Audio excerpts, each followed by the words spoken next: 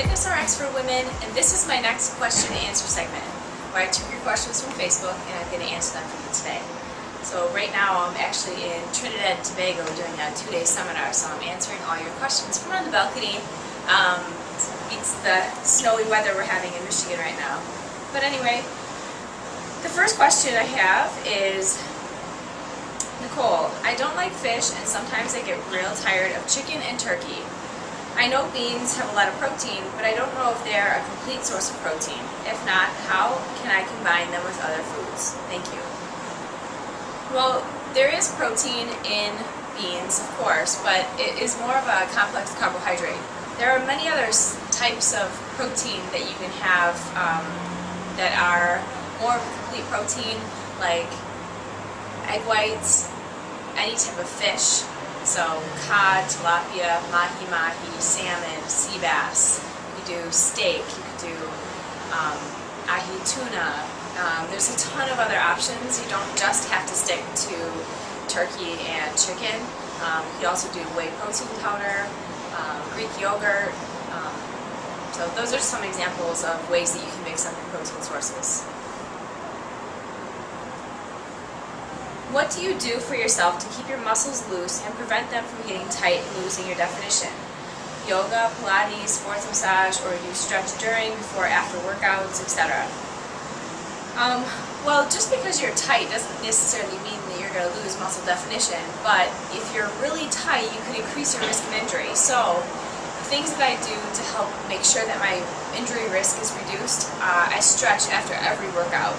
I actually stretch multiple times a day, so if I'm training one-on-one clients, I'll stretch with them after. I also get a deep tissue massage every other week, and I go to yoga once or twice a week. So those really help keep your body mobile, help reduce your risk of injury, help keep your joints strong and stable.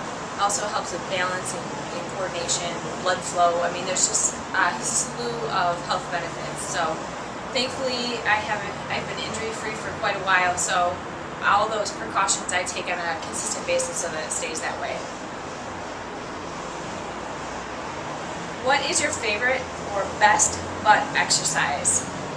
Well, to work the glutes, squats and lunges by far are the best. Put some weight on a bar and squat as low as you can. Below parallel, you'll actually hit a little bit more of the glutes, so really squat low. Step ups, you could use a butt blaster machine, one-legged leg press. Those are all really good glute exercises. Have you ever gotten injured? If so, would you rather go to a physio or a chiropractor? Yes, I've gotten injured. I've had 2 knee surgeries, I've had herniated discs in my back, I've had sprained ankles. I think that chiropractors and physical therapists all have their own specialty. In fact, I know chiropractors and physical therapists that refer each other their clients. So if it's super bad, if you're recovering from a surgery, if it's something like that, then obviously you want to go to physical therapy. That's where your doctor would recommend which doctor to go to. Chiropractors are also good for maintaining wellness. I go to a chiropractor on a regular basis to help keep my back strong, since I have had back injuries. I don't want to go through that again.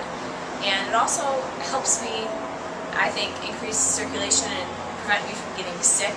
So it's also good for immunity. There are a lot of health benefits to both, but depends on what your injury is, but I would ask your doctor.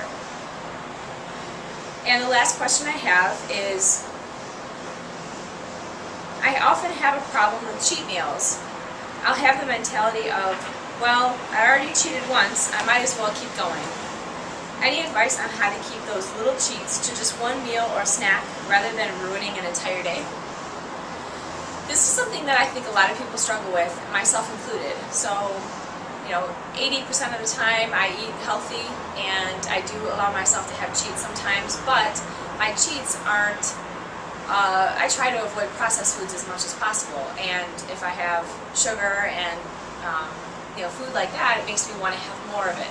So I've learned that in order for me to not overindulge and know when to stop, it's better for me to avoid it. So if I want to have a cheat meal or a treat meal, then I would have like a steak and potato or a healthier version of pancakes. You know, I would make them with sugar-free syrup or add, make a huge bowl of fruit. So it's not something I would eat all the time. I don't eat huge portions of fruit, but it's something that would, you know, kind of get rid of that sweet craving or salt craving, you know, for tortilla chips. Instead of getting the ones in the bag with all the oil, you could take corn tortillas and bake them yourself so that they're healthier.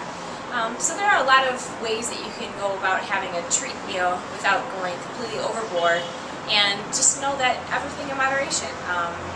You're going to be the one to have to judge that. So if you know that if you have a cheat meal and it's going to want you to have more of them, maybe try to avoid them as much as you can and just try to eat healthy on a regular basis with a balanced diet. That way, you know, you don't have those highs and lows, and the last thing you want to do is feel horrible about yourself. So hopefully that helps. Those are the questions I have for this week. Until next time, keep asking your questions on Facebook and keep living the fit life. See you guys soon.